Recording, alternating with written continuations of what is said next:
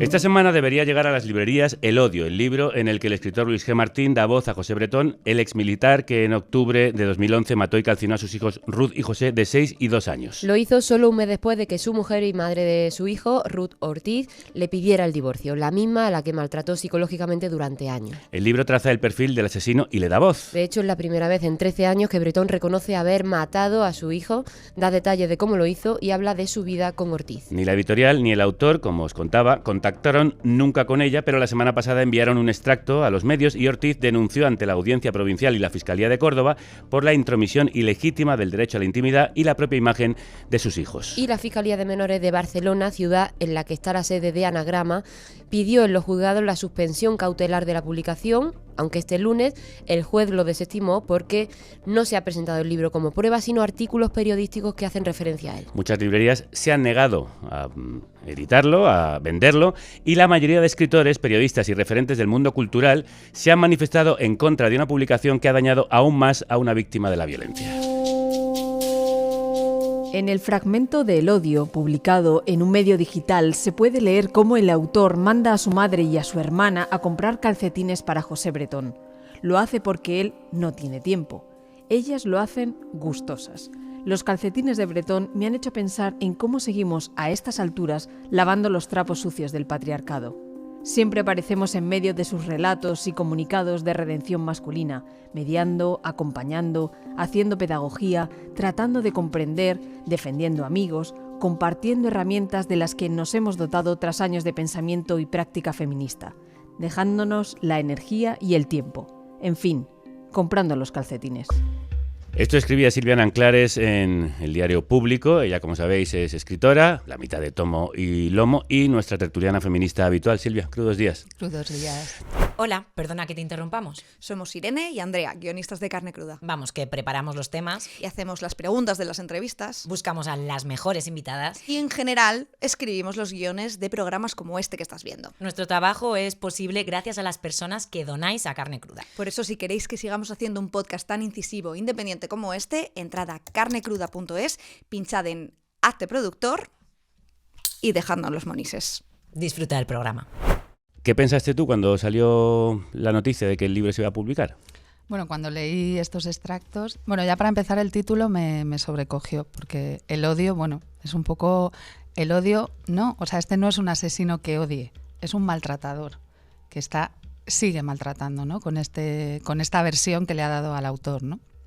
Entonces, el odio, esa idea del monstruo, que es que esto desde el feminismo llevamos años diciéndolo, desde la comunicación feminista, no son monstruos, no son psicópatas, no es odio, es una violencia con apellidos, que es la violencia machista. Entonces, si se hubiera acercado a este personaje desde ahí y dándole voz a otras muchas partes, ¿no?, de esta historia, no digo a Ruth, que no creo que hubiera querido participar, pero a expertas, a juristas, a asociaciones feministas, en fin, pues hubiera sido otra cosa. Incluso yo no digo que no se pueda hablar de violencia vicaria en un texto literario, al revés, ojalá. O sea, es una violencia machista a la que tenemos que enfrentarnos, pero no así.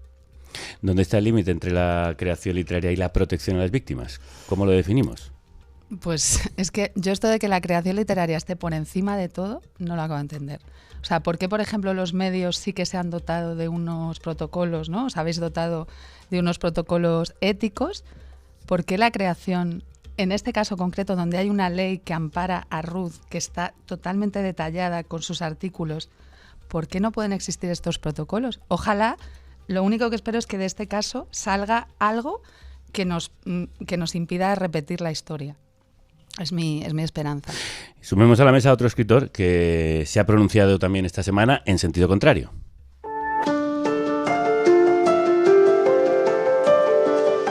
No opino de libros que no he leído y por lo tanto no opinaré de El odio hasta que lo lea. Eso es lo que suele ocurrir en un Estado de Derecho. Una obra literaria se publica, se lee y después se critica. Pero la época de delirio que estamos viviendo nos ha llevado a que veamos y se celebre que se censure de manera previa la publicación de una obra porque el autor intenta comprender la mente criminal de un psicópata como José Bretón. No se trata de que el criminal escriba algo despreciando a su víctima, se trata de un trabajo de investigación y literario de Luis G. Martín para narrar una historia de odio y maldad. Se trata de hacer literatura, de crear, quizás, la máxima expresión humana. Esto escribía Antonio Maestre en una columna que se titula El dolor de una víctima no puede ser ley, publicada en La Sexta, donde él colabora, igual que en el diario.es, en La Marea o aquí en Carne Cruda. Antonio, crudos días. Crudos días. Ahora el libro sí lo has leído.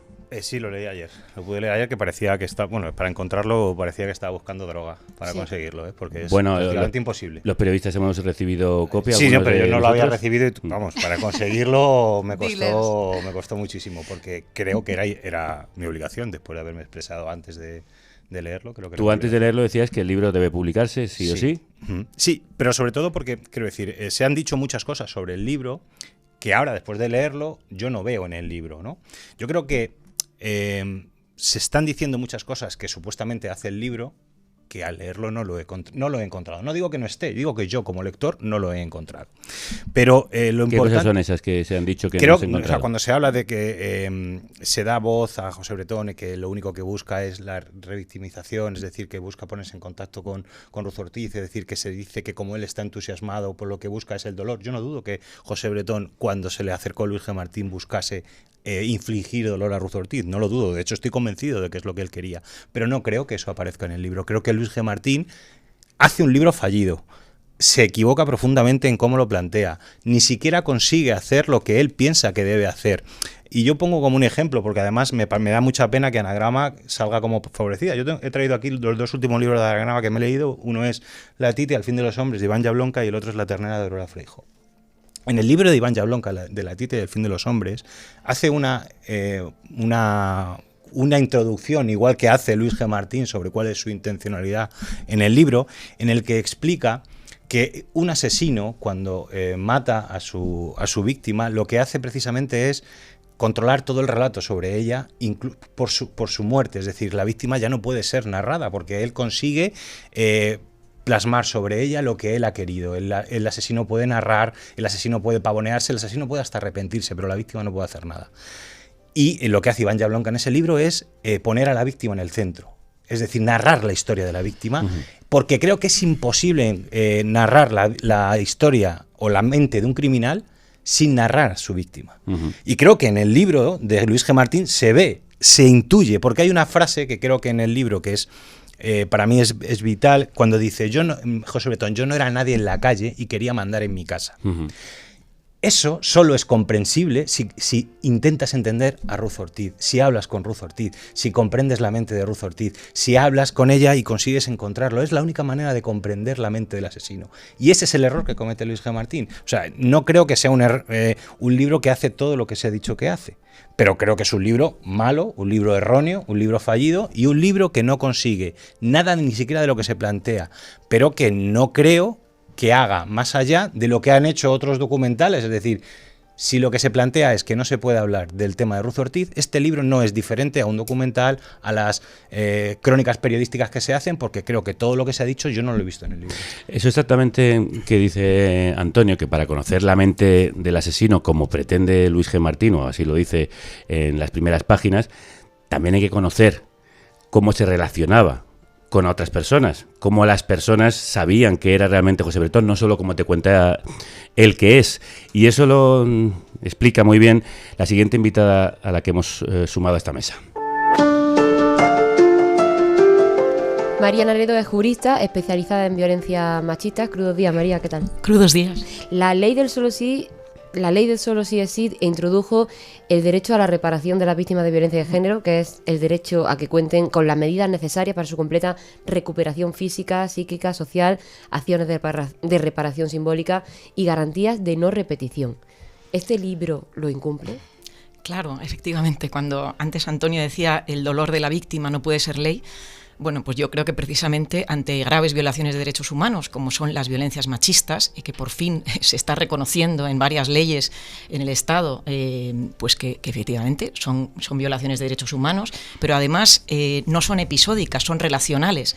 Como muy bien has dicho, Antonio, claro, no se puede entender la violencia machista sin entender la relación que hay, y esa relación no se circunscribe a la violencia más salvaje, más brutal, que fue el asesinato de los hijos, sino que se extiende a lo largo, digamos, de la vida del autor y de la víctima, ¿no? De la víctima viva. Creo que aquí es importantísimo, por eso mismo, entender el derecho a la reparación. Creo que en este país lo hemos entendido con otras víctimas, con las víctimas del terrorismo, pero no lo hemos entendido con las víctimas de violencia machista, porque lo primero que no se ha entendido desde el propio patriarcado son los impactos de esa violencia. Se ha minusvalorado la violencia machista, sus impactos, incluso en los casos más graves. Hay quien debe decir, no hombre, pero si Ruth Ortiz debía estar ya recuperada, o hace ya 14 años que sucedió esto, o en fin, es decir, que lo importante aquí, y de ahí parte precisamente este derecho a la reparación, que ahora mismo está, a partir de la ley Solo si es sí, instaurado en la ley Solo si es sí, pero también en la ley de violencia de género, con lo cual le da un marco de verdad, justicia y reparación a la violencia de género que antes no existía de esa manera, entendiendo justamente eso, y que los impactos son muy potentes, prolongados, y que también el derecho a la reparación implica tener en cuenta esos impactos, hacernos cargo como sociedad, y también entender que los relatos importan muchísimo, y que los relatos, tienen que ver con esos impactos. ¿Tenemos algún precedente judicial de cómo esta justicia reparativa ha hecho frenar una obra literaria? Bueno, a ver, en violencias machistas, que yo sepa, no. No, pero el documental en otras existe. El documental del hijo de Patricia, ¿no? Del niño asesinado de Almería. Se consiguió parar. ¿Pero con presión social o fue judicial? No, fue ella. Patricia Ramírez prohibió que se... Efectivamente, pero quiero decir que también existe, o sea, porque al final la creación literaria o el derecho a la libertad de expresión, de creación artística, literaria, tiene, digamos, un límite. Evidentemente ese límite es la vulneración de derechos fundamentales, la vulneración de derechos humanos. Y, como digo, yo creo que eso se ha entendido. Hay un artículo en el Código Penal, el 578, sobre humillación a las víctimas del terrorismo. Y ese límite, que habla precisamente de libros, todo tipo, digamos, de creaciones, tiene que ver con cómo nos hacemos cargo de los procesos de reparación de las víctimas como sociedad. Y, por supuesto, la creación artística, la edición, forma parte de esa sociedad que se tiene que hacer cargo. Y eso es el derecho a la reparación de las víctimas, que en absoluto, porque antes se decía, yo no veo, decía Antonio, yo no veo lo que se dice que hay. Es que no lo tenemos que ver nosotros como lectores. Sí. Es que no lo tenemos que ver nosotros, lo tiene que ver la propia víctima. No, precisamente esa es ahí está justamente, y no tiene nada que ver ni con la calidad literaria, por supuesto, ni con los lectores o las lectoras, tiene que ver con cómo ese libro está impactando en una víctima de una manera muy, muy potente, y que no nos podemos permitir como sociedad. Bien, sí, muy breve. He puesto el ejemplo de la víctima del terrorismo. Lo que estamos proponiendo aquí es que, como una víctima siente que eso le hace daño, tiene derecho a la censura previa. Es decir, una víctima considera que el libro, antes de saber lo que hay dentro del libro, le va a hacer daño, y por lo tanto pide la censura previa. He puesto el ejemplo de la víctima del terrorismo. Consideran entonces, si el día que Jordi llevó la entrevista a Josu Ternera, las víctimas del terrorismo consideran que esa entrevista les va a hacer daño, y por lo tanto piden la censura previa. Eso es lo que estamos pidiendo. No, las cautelares que se pidieron de todas maneras son precisamente para que se pueda ver la obra y qué hay en la obra, y a partir de ahí tomar las medidas si realmente se vulneran algunos derechos. Por eso se pidieron las cautelares, eso lo ha explicado muy bien la Fiscalía en los micrófonos de la cadena SER. Es decir, no es una censura previa. Sí, hombre, se pide la censura previa. Pero ¿y si nos salimos del marco de la censura y de la judicialización? Es decir, yo creo que es importante. Ahora la editorial y el autor saben que van a dañar a una persona. Claro. Es tan difícil decir, nos hemos equivocado, paramos la publicación. No tiene que venir un juez a censurarte, ¿no? No podemos dotarnos también de esos mecanismos éticos, ¿no? Y de diálogo social, ¿no? De, es que me he equivocado, como el rey Juan Carlos, no volverá a ocurrir, ¿no? Es que son 3 palabras, y parar la propia editorial. Pero precisamente para eso se podría haber, esa cautela se podría haber solventado contactando con la víctima previamente. No, por supuesto, pero como ya hay un texto, incluso, mira, yo como propuesta para anagrama, vamos a reescribir el libro. ¿vale? Se podría, con todo esto que ha pasado, Sí. vamos a reescribir el libro, vamos a contar esto como sociedad, vamos a incluir a más partes. ¿Se puede hacer?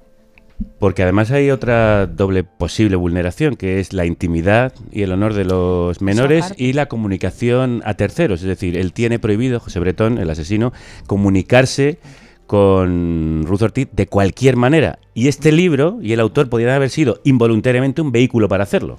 Completamente, sí, es un poco lo que planteamos, ¿no? Que al final la violencia que Ruth Ortiz está diciendo que sufre no tiene nada que ver con lo que nosotros podemos entender en la lectura de ese libro que puede haber impactado en ella. Es ella la que está, de alguna manera, recibiendo una serie de mensajes, una serie, digamos, de representaciones del propio crimen, de la propia violencia cometida. Esas representaciones, para ella, también están impactando en la memoria, en la imagen y en la dignidad de sus hijos. El tema de la memoria y la dignidad de las víctimas asesinadas, que son sus hijos además, es otra forma en la cual se está doblemente victimizando a Ruth Ortiz. Es decir, que a mi juicio se están, digamos, cruzando muchas líneas rojas, y muchas líneas rojas que tienen que ver realmente con hacernos cargo de esa reparación de la memoria, de las garantías de no repetición de la violencia. En absoluto tiene que ver ni con la censura, ni con la creación literaria, ni con la calidad de una obra. Tiene que ver con esto otro, que lo que sucede es que si nos resulta realmente complejo, muchas veces alejado, en general, cuando se habla de las violencias machistas, el tema de la reparación a las víctimas y la magnitud de ese derecho, ahora mismo como sociedad no lo tenemos ni en pantalla, vamos.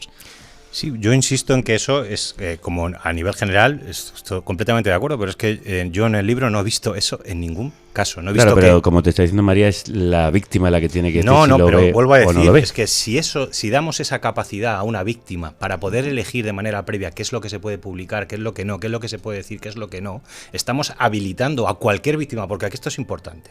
No podemos hacer una separación de víctimas. Las víctimas de ETA, las víctimas del franquismo, las víctimas A ver, Antonio, machistas. si cualquier cosa que se publica, sea en prensa, sea en una editorial, tiene unos límites. Es decir, si vulnera Pero, claro, los límites- si vulnera la intimidad, el honor, o alguien Obviamente. considera tal, Y este va libro también. a un Claro. juzgado y le dice, perdone, Eso es. pienso que este libro vulnera mis Eso es, derechos. sí. Eso Y es. entonces el juez decide. Eso es. Aquí simplemente se iba a hacer lo mismo. Es que No, pero es que no se ha hecho. El debate Ya, que se está haciendo es que se porque tiene que la censurar víctima previamente. No, porque la Sí. víctima se entera por la prensa de que se va a publicar un libro del que no se le ha dado ni noticia. Pero- Entonces lo que pide es, perdón, antes de que se publique, ¿podrían ustedes ver si a lo mejor vulnera alguno de mis derechos? Vale, eso es. Bueno, podría publicarse. De hecho, el juez lo que dice, publíquese y todo el proceso judicial va a seguir eso es. adelante. Entonces, lo que yo pregunto es... Pero que da ¿dónde igual que la está en censura el lo libro? llames previa o posterior. Hombre, es que la censura es previa. No, no es censura previa, es saber si una publicación está vulnerando o no derechos de una persona. A ver, si el libro no se evita que se publique, es censura previa. Bueno, porque pues que lo se que vuelvo a publique y decir luego, es... de hecho, Si el lo libro para la propia editorial, Pero ¿sería sí, censura? estamos de acuerdo en que No, el debate... sería eso una es una decisión decisión, editorial. por eso. Pero obviamente cuando un juez... Pues puede que pase. Pero eso es una cuestión de editorial que me parece bien, incluso el autor. Las decisiones editoriales, incluso las librerías que han dicho no lo quiero vender, Claro. cada uno selecciona. Son pero dos eso, campos distintos. Son dos campos distintos. Estamos hablando de que legalmente una víctima decida, porque él considera, sin saber lo que hay en el texto, que eso le va a hacer daño, dice, esto no se puede publicar, no se puede decir. Eso es censura previa y no se puede conceder esa atribución a nadie, porque también es un derecho fundamental a la libertad de creación, el artículo 20 de la Constitución. Está ahí. Déjame que le pregunte a otra invitada a la que quería sumar a esta mesa, que además es jurista y muy buena amiga del programa. Ayer estuvo aquí, de hecho, y hablando de esta cuestión, pues salió que ella tiene una opinión discordante a la de la mayoría del feminismo, a pesar de ser una reconocidísima feminista y profesora de filosofía del derecho. Es María Eugenia Rodríguez Palop. Amiga, crudos días. Hola, crudos días. ¿Tú sí crees que debe publicarse? Sí, creo que se debe publicar. Yo creo que en efecto hay o puede haber un proceso de revictimización. Por supuesto, estoy de acuerdo con María Naredo en que las víctimas tienen un derecho a la reparación y eso tiene que dar lugar a la adopción de medidas cautelares que permitan analizar si en el libro en efecto hay pues una violación de derechos, intimidad, honor, dignidad, hay calumnias, hay injurias, se profieren delitos de odio. Pero no creo que eso tenga que dar lugar necesariamente a la prohibición de la publicación de la obra. Tampoco creo que el derecho a la verdad lo tengan que determinar las víctimas. En esto estoy de acuerdo con Antonio Maestre. El derecho a la verdad es un derecho social que tiene toda la sociedad. Creo que este tipo de libros, como los productos audiovisuales que se lanzan muy repetidamente sobre crímenes súper crueles, ¿no? Basados en hechos reales, a veces de forma muy, muy literal, también bueno, nos hacen pensar, son profundamente pedagógicos y yo creo que nos llevan a constatar que los delitos no se cometen por parte únicamente de personas con problemas patológicos, que no se trata de manzanas podridas, sino que los delitos tienen un arraigo social, que hay una estructura social, que hay una violencia estructural que anima a determinadas personas a cometer esos delitos, que además tolera todos los pasos previos que llevan a la comisión de esos delitos, incluso los tolera una vez cometidos, y me parece que esa es la reflexión que hay que hacer. Yo creo que evidentemente si la víctima cree que el libro, una vez en la calle, viola cualquiera de sus derechos, tiene todo el derecho del mundo a demandar y a querellarse. Y por otra parte, creo que también tiene el derecho, y de hecho a mí me encantaría escucharla, creo que tiene el derecho a contar su relato. Dice Todorov en el libro de Uso y abuso de la memoria que lo ideal es que las víctimas superen el dolor literal, el dolor subjetivo, para convertirse en sujetos políticos transformadores y ejemplarizantes. Es lo que ha pasado precisamente con las víctimas de ETA, que nos han contado su historia. Y bueno, nos ha pasado también con Primo Levi, nos ha pasado con Hannah Arendt, que han contado también su historia en Auschwitz, y no hubiéramos conocido mucho de los delincuentes, de los victimarios más crueles que existen en nuestra sociedad, que están entre nosotros, si no hubiera sido por este tipo de relatos. Claro. Yo creo que las medidas cautelares están justificadas, se deben pedir, pero no creo que esté justificada la prohibición de la publicación de la obra. Claro, pero yo te decía ayer que hablábamos precisamente de esto, que la víctima no tiene ninguna obligación de ser esa víctima ejemplar que dé relato, pero es que además en este caso ni siquiera se le ha dado la oportunidad de dar ese relato. Por eso deberían haber existido las medidas cautelares y se deberían haber aplicado, precisamente para contrastar. En ese sentido sí creo que el relato de la víctima es, por supuesto, relevante, pero no creo que si se analiza que no hay una violación de derechos, no creo que el relato de la víctima sea suficiente para prohibir la publicación del libro. María. Sí, hola María Eugenia, ¿qué tal? Muy buenas. Bueno, yo creo que has hecho referencia al derecho a la verdad, ¿no? Y el derecho a la verdad forma parte precisamente de esos derechos de las víctimas. Tú dices que hay un derecho social a la verdad. Yo creo que en casos de vulneración de derechos humanos, especialmente en violencia relacional, en violencia machista, es esencial entender que aquí la verdad empieza desde luego por el relato de las víctimas. Y empieza por el relato de las víctimas y también por la dignificación de las víctimas, porque precisamente el patriarcado ya se encarga de desdignificar, o sea, digamos, de normalizar esta violencia y de hacer como que las víctimas, es decir, eso que hablamos siempre de víctimas de segunda, víctimas a las cuales no se les tiene la consideración, digamos, la imagen que se tiene con otras, ¿no? Entonces, yo creo que el tema del relato aquí es importantísimo y parte precisamente de esa... Y cuando hablas de la verdad como relato social o la verdad en clave social, tiene que ver también con qué derecho... Primero, tenemos a escuchar a la víctima, pero también a escuchar esa violencia cometida en clave transformadora. Y a mí, de verdad, me parece tremendo, ¿no? Cuando se habla de este tipo de, como decía antes, muy acertadamente Silvia, el tema de que no son psicópatas aislados, ¿no? Son producto y fruto de una relación, de una sociedad que construye relaciones de poder, relaciones absolutamente destructivas y que tienen mucho que ver con ese sustrato. Entonces, esto, el presentarle como un psicópata aislado, un criminal malísimo, donde quiero adentrarme en la mente de esa persona, pero adentrarte en la mente... Eso no ocurre en el libro, María.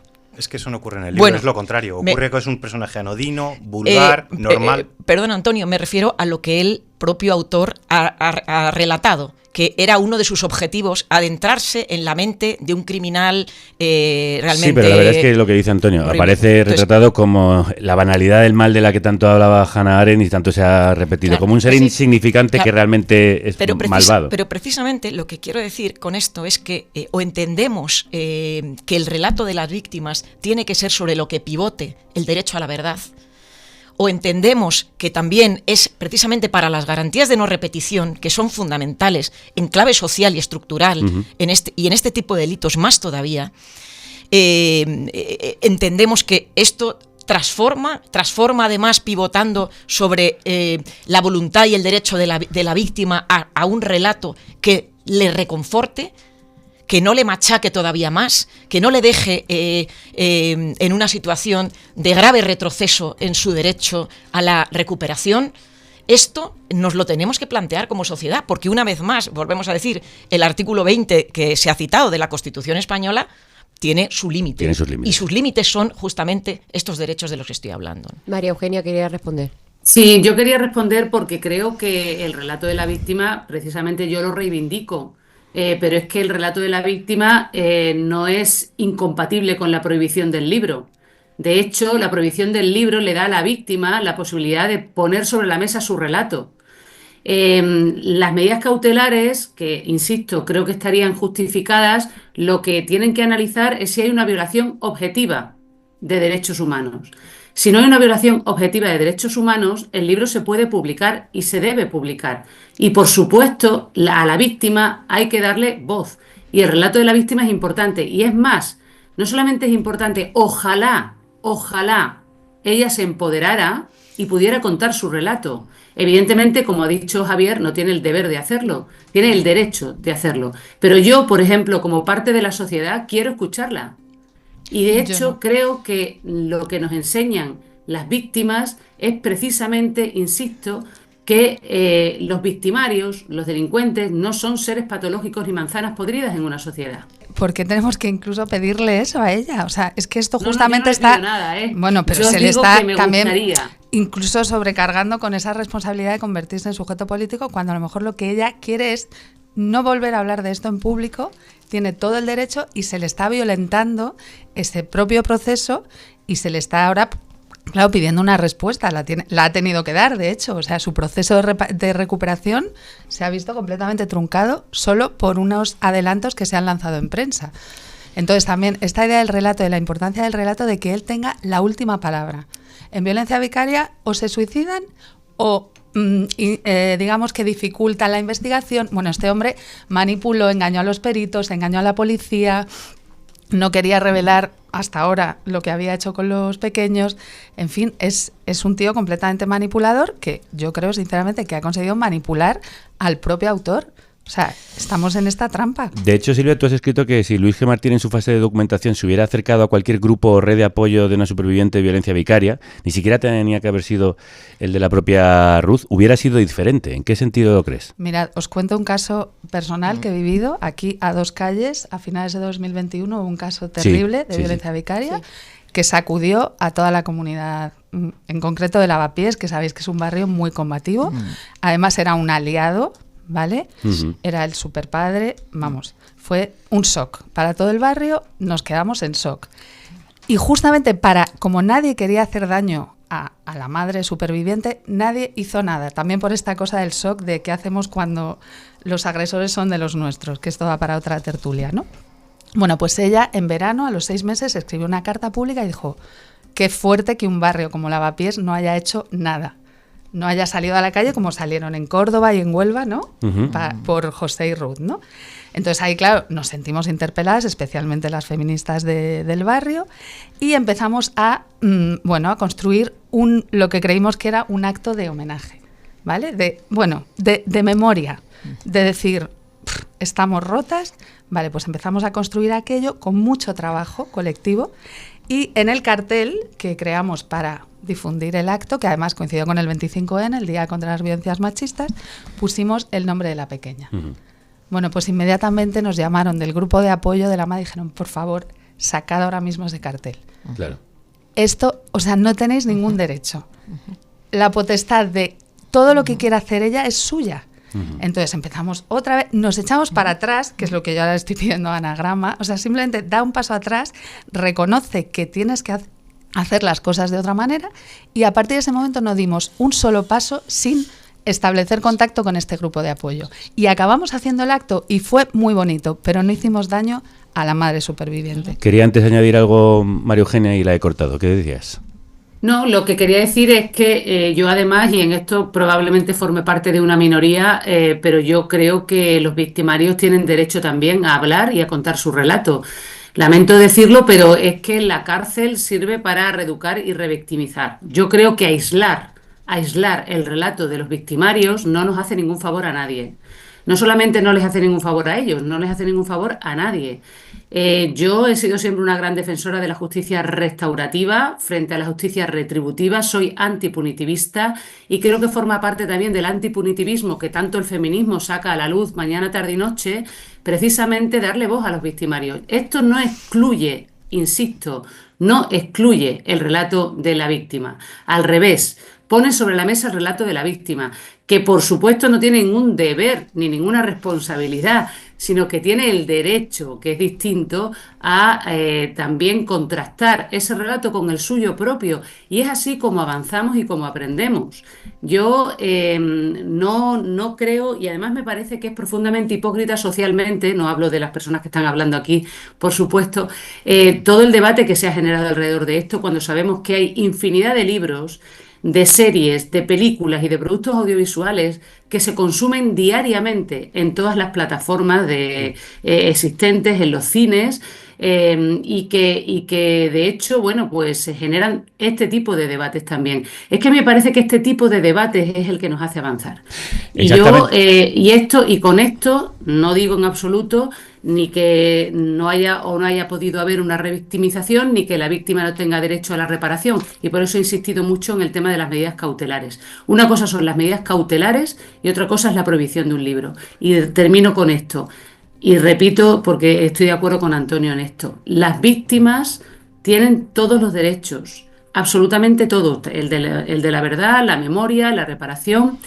Pero la verdad es una construcción social. Eso no mismo, es un relato subjetivo. Eso mismo piensa otra escritora que publicó una polémica columna al respecto. Vivimos tiempos en los que la censura ya no se impone a golpe de decreto, sino bajo la forma más insidiosa del paternalismo moral. Se la disfraza de compasión, de respeto a las víctimas, de sensibilidad institucional. Me pregunto si esa sensibilidad no es otra cosa que miedo a lo que ciertas obras podrían revelar sobre nuestra condición, sobre nuestros límites, sobre el vacío que se asoma cuando dejamos de mirar desde la comodidad de lo soportable y nos adentramos en el territorio de lo insoportable. Marina Pérez Agua ha sido una de las escritoras que más claramente ha defendido la publicación del odio, como escuchabais, en un artículo en Jotdown con título muy clarificador: Mirar el abismo cuando el dolor pide silencio y la libertad exige palabras. La autora de 6 formas de morir en Texas, un libro que tiene muchas lectoras en nuestra redacción, es profesora en la Universidad de Nueva York, ciudad desde la que nos escucha. Marina, crudos días. Crudos días. Por cierto, ya no soy profesora en la Universidad de Nueva York, pero Bueno, estoy en otro lugar, pero gracias. Pero sigues allí, ¿no? Sí, sigo en Nueva York. ¿Por qué crees que debe publicarse el odio? Todos los días se ven tertulias sobre los crímenes, los detalles más escabrosos, hay series de todo absolutamente. O sea, todos consumimos, o casi todos, o voluntario o involuntariamente, series sobre pues estos crímenes. Y bueno, principalmente también estuve trabajando en la Universidad de Nueva York, donde también se censuraban libros, y lo viví también muy de cerca, ¿no? O sea, libros ya publicados que prohibían meter en el sílabus, por ejemplo, ¿no? En el temario, ¿no? Uh-huh. Entonces, y bueno, básicamente porque el dolor de una persona con todo, porque es que es tan difícil hablar de esto. He recibido amenazas, he perdido amigos, ¿Ah, sí? Sí, Por decir sí. esto, por defender la Sí, publicación del sí. libro. Sí, pero ha sido horroroso. O sea, insultos, que también extraña, ¿no? La defensa de la no violencia con tantísima violencia, ¿no? Cuando decía que, bueno, que el dolor que te pueda causar un texto, pues no es motivo para la no publicación de ese libro, ¿no?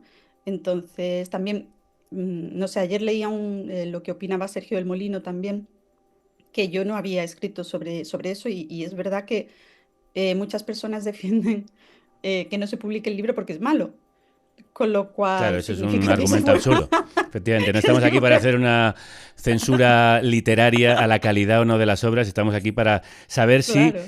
la intimidad de los menores o de la propia madre están en riesgo, porque esa es la pregunta que quería hacerte. El daño a la madre, su posible revictimización o la intimidad de los niños asesinados, ¿no deben protegerse? Yo soy madre, no me puedo imaginar nada, o sea, en el mundo más monstruoso, un dolor más profundo del que esta mujer ya tiene, ¿no? Pero creo que ni siquiera es una falta de respeto, o sea, es que no lo veo tampoco como una falta de respeto, ¿no? Siempre que pues no sea una apología del crimen o, ¿no? O, Que no lo es. también están los que dicen que eso lo utiliza el asesino para seguir haciendo daño a la víctima. Tampoco me parece un argumento válido, ¿no? Yo el año pasado mismo me leí un libro sobre un- escrito por un pederasta, Ujú. ¿no?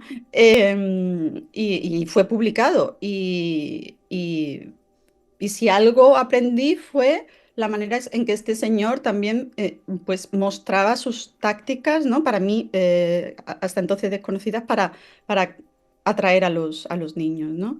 Entonces, sé que también si yo fuera la madre, seguramente también lo escribí en el artículo, estaría en su posición, ¿no? Pero claro, desde el mismo dolor y la misma pasión no podemos exigir justicia, porque entonces a mí me ponen al asesino de mis hijos delante y directamente le mato, ¿no? No por eso voy a querer que se implemente la pena de muerte, ¿no? Te hacemos la pregunta con la que tú abres tu artículo. ¿Tiene una sociedad el derecho de enfrentarse al mal en estado bruto, sin filtro ni anestesia? Es que, de hecho, yo creo que ya lo hacemos. O sea, es que lo estamos haciendo, ¿no? No, quiero decir, este libro, ojalá para el autor fuera algo nuevo y algo, ¿no? Que está abriendo otra esfera de, no sé, para bien o para mal, pues, pero es que no es nuevo. Entonces, sí, más bien yo creo que estamos volviéndonos bastante impasibles ante el dolor, ¿no? Ujú. Em, y bueno, todos los días, es que y yo aquí en Nueva York, que Nueva York es una ciudad que es totalmente distinta ahora a lo que era cuando llegué, y lo ves, la enfermedad mental en la calle, gente que tú no sabes si está dormida o está muerta, literalmente, o sea, ¿no? Y la gente pasa, ¿no? O bueno, se vio en las noticias también una señora prendida en fuego y nadie hizo nada. Ujú. Entonces, ese dolor no cuenta, o sea, no, por eso cuando dicen pues sí, o sea, sí, ya vivimos con ello, ¿no? Marina, lo que se le ha achacado e incluso criticado al escritor es que no se pusiera en contacto con la madre para preguntarle, ya que iba a hablar de su vida. Y si quería conocer realmente en profundidad la mente del asesino, también quien ha vivido en la intimidad con él podría darle datos, si es que quisiera. El caso es que también se le ha criticado que no pidiera permiso a quien más directamente está afectada por la historia. Yo entiendo perfectamente que no pida permiso, primero porque no se le obliga y segundo porque es una cuestión de perspectiva. Si él quiere escribir desde la perspectiva de la mente del asesino, desde un punto de vista pues, de investigación, literario, de todos los puntos de vista, la madre, la opinión de la madre es como que contraproducente, digamos, ¿no? Porque no. Entonces, bueno, pues a lo mejor alguien pues escribe un libro sobre el punto de vista de su madre, de la madre, pero ella evidentemente no puede ser objetiva, ¿no? Y yo pues me imagino que el autor es lo que intentaba, ¿no? Y aparte en la historia del arte, de la literatura, nadie, en la fotografía, nadie pide permiso, o casi nadie, ¿no? Para relatar un hecho, ¿no? Entonces tampoco lo veo Claro, pero nuevo. estando vivo, la persona Ya, afectada, quizá es más delicado. No es lo mismo hablar de alguien que ha cometido un crimen que ya ha pasado, sino alguien que está reviviendo probablemente en estas horas lo que ocurrió precisamente por la publicación del libro, simplemente por la noticia de su sí, publicación. ya, no, simplemente sí, desde que lo supo, ¿no? Desde el Ujú. momento en que lo supo. Sí, de nuevo, yo creo que no, yo tampoco me habría puesto de acuerdo. No es un libro que yo, desde luego, habría querido escribir porque no, pero no por temas morales o éticos, sino porque no, pues no. pero entiendo perfectamente que no se pusiera de acuerdo. Y además que la perspectiva de la madre, pues si se hubiera tenido en cuenta, habría creado otro libro que seguramente no es el que el autor buscaba, ¿no? ¿No te parece entonces preocupante, por ejemplo, que Bretón le dijese a Luis G. Martín que estaba entusiasmado con que fuera a escribir este libro sobre él, o sobre lo que se dice de que Bretón amplía su capacidad de hacerle dolor aún hoy a Ruth, prestándose a hablar para este libro?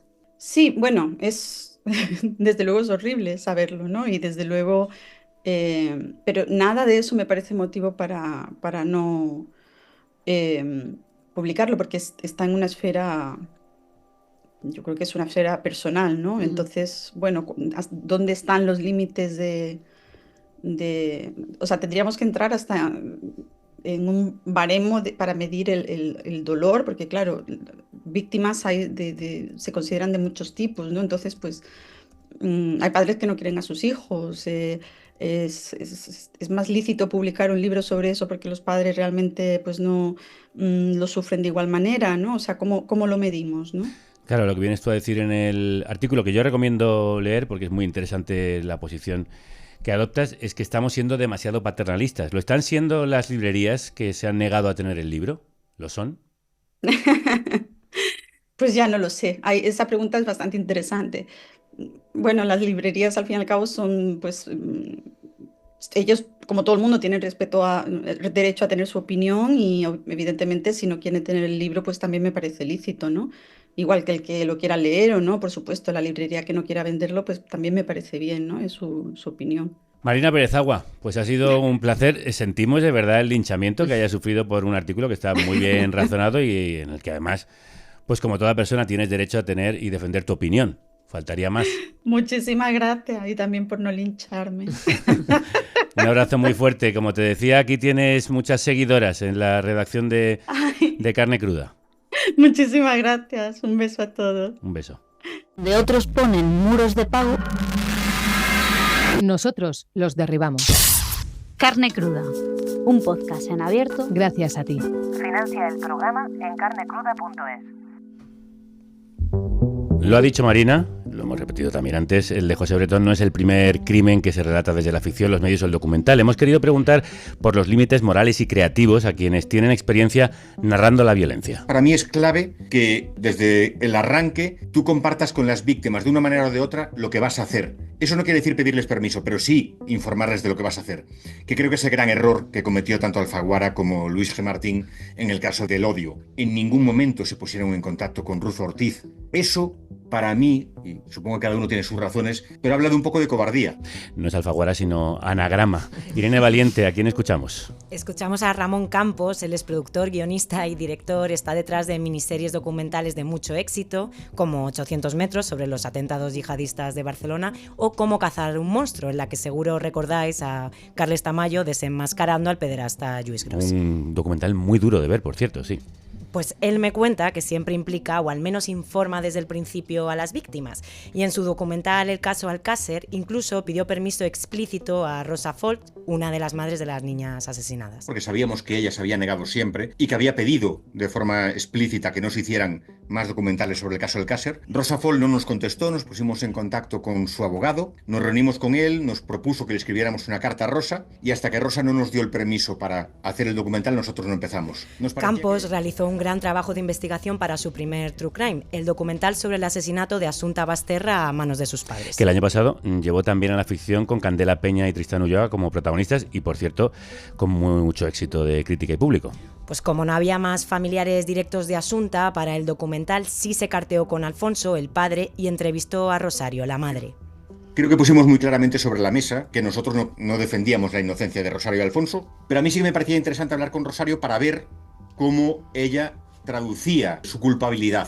Y hoy, 8 años después, volvería a hablar con Rosario para documentarse, pero no tiene claro si esta vez publicaría la entrevista. Porque más allá de lo que me cuenta, que es verdad que nadie más me lo podía contar, de cómo la habían adoptado, de cómo era Asunta en la intimidad, que no creo que mintiese en eso ella. Tanto ella como Alfonso, lógicamente, igual que Bretón, te cuentan una versión tamizada de la realidad. Sobre estas dudas que surgen al abordar un suceso, le he preguntado al periodista Manuel Javois, autor de Nos vemos en esta vida o la otra, un reportaje novelado sobre el menor que colaboró en el traslado de los explosivos que se utilizaron en los atentados del 11M en Madrid. El único miedo que tenía yo, que es algo que por cierto no ocurre en el libro de José Bretón, no ocurre, es exculpar al personaje, ¿no? Es acercarme tanto a él que de repente lo presente como una víctima, ¿no?, de la sociedad, de una familia desestructurada, de un cierto ambiente, que todo eso lo era, pero muchos de sus colegas también padecían muchísimas dificultades sociales y con familias desestructuradas y dijeron que no.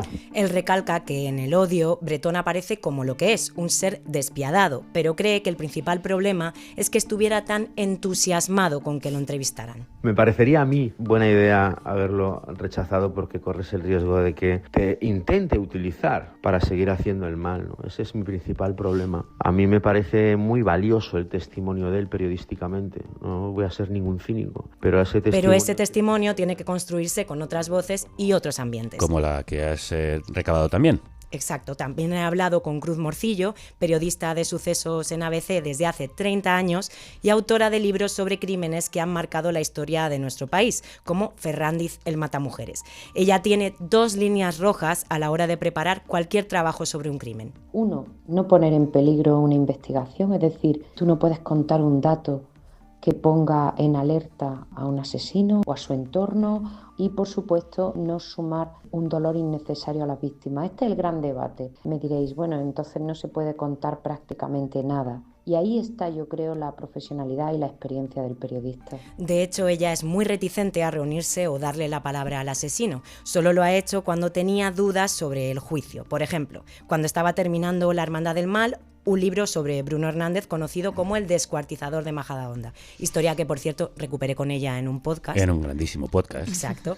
Pues ella lo visitó en la cárcel sin grabadora ni libreta porque... Es esquizofrénico. Se había sentado el tribunal acusado de 2 asesinatos, de 2 homicidios gravísimos, pero como inimputable, es decir, no tenía responsabilidad penal por su enfermedad mental y acabó siendo condenado e imputable por un jurado, ¿no? Por eso, después de investigar, hablar con todas las personas implicadas y prácticamente memorizarse el sumario del caso... Necesitaba saber, perdón por la vulgaridad, si estaba loco o se lo hacía. Por eso lo entrevisté. En cuanto a si las víctimas tienen la última palabra sobre una obra, hay matices. Es muy difícil colocarse en el papel de una víctima y saber hasta dónde le puede herir. Pero no podemos hacer un cajón desastre, porque yo me he encontrado a madre y a padre y a hermano que quieren hablar y que quieren que se hable de su caso. Los que no quieren tienen derecho absoluto a que no se cuente, ni se diga, ni se explique nada. Yo creo que no. Esto decía Cruz Morcillo y esto dice Manuel Javois. No me parece imprescindible que las víctimas tengan que estar presentes. Depende del caso, depende del suceso, depende de las circunstancias, depende del tiempo transcurrido, pero sobre todo depende de algo fundamental, y es que la autora o el autor del trabajo que esté haciendo tenga presente que lo está haciendo porque hay víctimas. Porque según él, el periodismo no es poner el foco solo en las buenas personas y las buenas acciones, sino en lo que es noticia. En el caso del 11 de marzo, por ejemplo, lo noticioso era quienes se habían subido al metro, no para ir a trabajar, sino para hacerlos explotar. Hay que acercarse a eso, siempre hay que acercarse a eso. Otra cosa es cómo lo hagas, otra cosa es la sensibilidad o la delicadeza que puedas tener con las víctimas. Eso yo creo que es sagrado. Sea como sea, insisten en que ese tipo de sucesos siempre deben abordarse desde el rigor y no el amarillismo.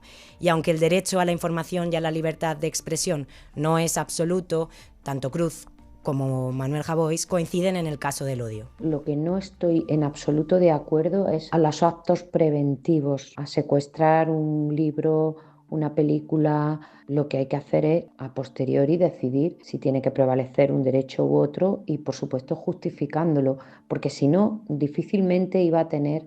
Yo me he mostrado crítico con el enfoque, con la opción elegida por el autor para presentar a Bretón, pero desde luego yo no estoy de acuerdo con que se secuestre el libro o con que se paralice, más que nada porque la sociedad española es suficientemente adulta como para saber qué hacer con él, ¿no? ¿Y ninguno de ellos ha cancelado un proyecto por temor a hacer daño a alguien? Sí, Campos me contó que por la negativa de las víctimas no pudo, ni quiso, seguir adelante con 2 documentales, uno sobre el asesinato de Marta del Castillo y otro por el de Diana Quer.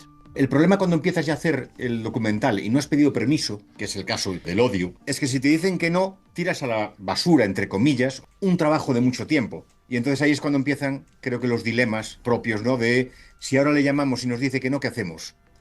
Las denuncias pueden llegar no solo desde las víctimas. Hace 15 días comenzó un juicio contra Netflix después de que Rosa Peral, condenada a 25 años de prisión por el crimen de la Guardia Urbana, demandara a la plataforma porque el true crime El cuerpo en llamas vulnera su derecho al honor y la imagen de su hija. Para Campos, la clave está en la frontera entre ficcionar un suceso o narrarlo. Si yo al espectador le digo, esto es una ficción basada en hechos reales, es otra cosa. Incluso si dices, esto es una ficción inspirada en hechos reales, es otra cosa completamente distinta. Pero cuando no hay actores, si tú lo que dices es, yo me he sentado delante de Bretón y me he carteado con Bretón y Bretón me ha contado esto y esto es lo que yo te expongo, es realidad.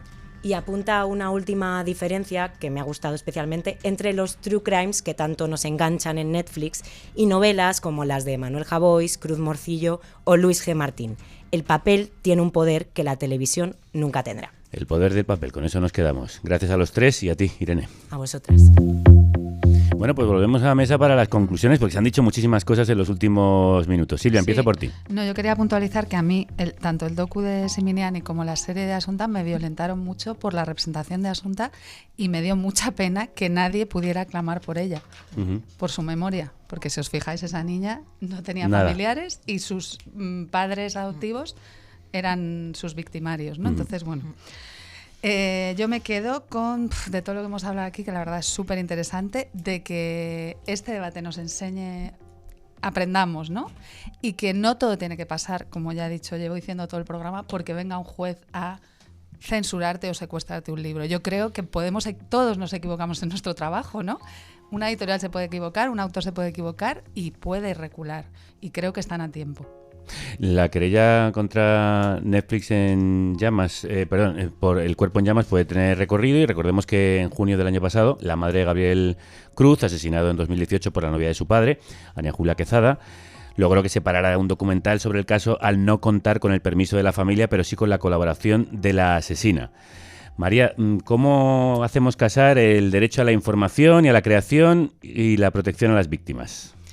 Bueno, yo es que vuelvo a insistir, cuando se habla de que el dolor de las víctimas no puede ser un hándicap a la creación literaria o a la libertad de expresión y de creación, yo vuelvo a repetir, y claro, ahí hay un componente subjetivo, porque el dolor de las víctimas no es algo objetivable, es una cuestión que se siente y que tiene que ver con ese proceso, ¿no?, de recuperación de las víctimas y especialmente de graves violencias o asesinatos o tal.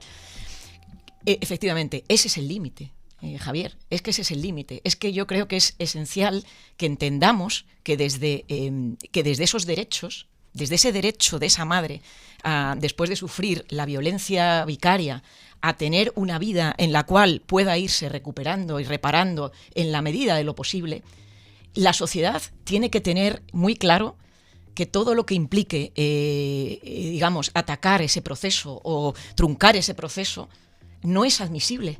Es que no es admisible porque estamos y podemos decir, bueno, y el derecho al relato, como decía antes María Eugenia, y el derecho al relato de él, no, yo creo que no es un derecho absoluto el derecho al relato de él. El derecho al relato de él implica, desde luego, entender lo mismo que yo también estoy a favor de la justicia restaurativa. Cuando hablamos de que hay victimarios, agresores que quieren reencontrarse con sus víctimas, precisamente porque se han arrepentido y porque quieren reencontrarse con sus víctimas, eso tiene que hacerse desde la voluntariedad de las víctimas. Es decir, que igual él tiene una necesidad de contar, de arrepentirse, de contar toda una serie de cuestiones, pero ese, a mi juicio, él ha hecho un daño, y en este caso de Ruth Ortiz, un daño inmenso, y no puede ser que el derecho a contar un relato implique seguir dañando a la víctima principal que está viva. Y volvemos a decir, y con esto acabo, no tiene que ver tampoco con la magnitud de la violencia, evidentemente hay cuestiones de morbo y tal, que desde luego desde el punto de vista ético y moral pues no son admisibles, pero más allá de eso, es decir, la sociedad puede soportar todas esas violencias, yo creo que lo importante aquí no es la sociedad, lo importante aquí se está dañando de una manera muy potente a una víctima y la sociedad se tiene que hacer cargo de eso. No es la violencia, sino violentar a una víctima. Se han mencionado mucho estos días novelas muy conocidas sobre casos de asesinos, como La ciudad de los vivos de Nicola Loyola, del que hemos hablado antes, El adversario de Carrere, que también lo hemos citado, o el mítico A sangre fría de Truman Capote. Antonio, ¿en qué se parece y en qué se diferencia el odio de ellos? Bueno, se diferencian muchísimas cosas. Bueno, tú que has hecho una crítica, de hecho vas a publicar una reseña sobre el libro. Sí, la acabo de publicar. Bueno, yo creo que no se acerca en ningún caso a ninguna de esas grandes obras, ni a Iván Jablonka, ni a Manuel Carrer, ni a Norman Mailer, que tiene otro libro fascinante que ganó el Pulitzer en el 71 que se llama La canción del verdugo. No se acerca en nada porque creo que es un libro que comete muchos errores de ejecución. Pero aquí hay una cosa que es relevante. Yo creo que todas estas cuestiones que se están planteando, me gustaría que alguien me dijese en qué parte del libro suceden. Porque yo comparto todo lo que está diciendo María, pero es que no hay nada en el libro que se ajuste a lo que ella está denunciando que ocurre. Porque, vuelvo a decir, hemos hablado de periodismo y no es lo mismo el periodismo o la literatura. Yo entiendo que si afrontamos desde el punto de vista periodístico el libro de Luis G. Martín, incumple cualquier código deontológico, incumple cualquier norma fundamental que tienes que seguir, pero es que no es un libro periodístico, es una novela. Una novela en la que cuenta su acercamiento a la voz del criminal. Creo que los planteamientos que él tiene no consiguen nada de lo que se plantea. Creo que es un libro fallido, que es un libro mal ejecutado, que es un libro que no tendría que haberse publicado. Pero que es un libro que no tendría que haberse publicado porque la editorial tendría que haberle dicho a esto le falta mucho, hay que volver a reelaborarlo. Creo que el autor tendría que darse cuenta de que no tiene un buen producto. Creo que quienes leyeron el libro, que fueron muchísima gente, tendrían que haberle dicho al autor, creo que te estás equivocando con cómo lo estás planteando. Pero lo que en ningún caso puede darse es que se haga una lectura previa sin haber leído una lectura previa de todo lo que puede hacer sobre la víctima sin haber leído el libro. Bueno, es que la víctima, ya lo hemos dicho varias veces, puede producir un daño porque simplemente se entera por la prensa de que se va a publicar. Fragmentos. Y leyó fragmentos. Yo no juzgo en absoluto que la víctima se pueda sentir dolida. Es decir, nada. Es que tiene todo el derecho a denunciar, a pedirle incluso después del libro leerlo, después otra vez. Lo que estoy diciendo es que se están dando muchos argumentos de gente que no ha leído el libro sobre lo que hace el libro. Y claro, yo los escucho después de haber leído el libro y digo, es que eso no aparece en el libro. Sí, ese es el problema. No hay un momento que dice que los mató por impaciencia, que bueno, parece una frivolidad bastante heavy. Luego dice que la culpa es de la familia porque no quería que ellos se fueran con la familia de ella. Y Luis G. Martín le confronta y le dice, no lo mataste por eso, lo mataste porque querías hacer daño a Ruth Ortiz. Sí, pero hay un momento en que él dice algo así como ella era la que tenía la clave para desactivar esa bomba de relajo. No, esa es la mente de Bretón, no lo dice Luis G. Martín. Vale. Luis G. Martín le confronta. De hecho, esa es la cabeza de... Libro, al final, mira, uno de los problemas fundamentales que ha tenido el libro es que el adelanto editorial que han elegido una equivocación. Es una frivolidad absoluta, porque es la parte más frívola del libro.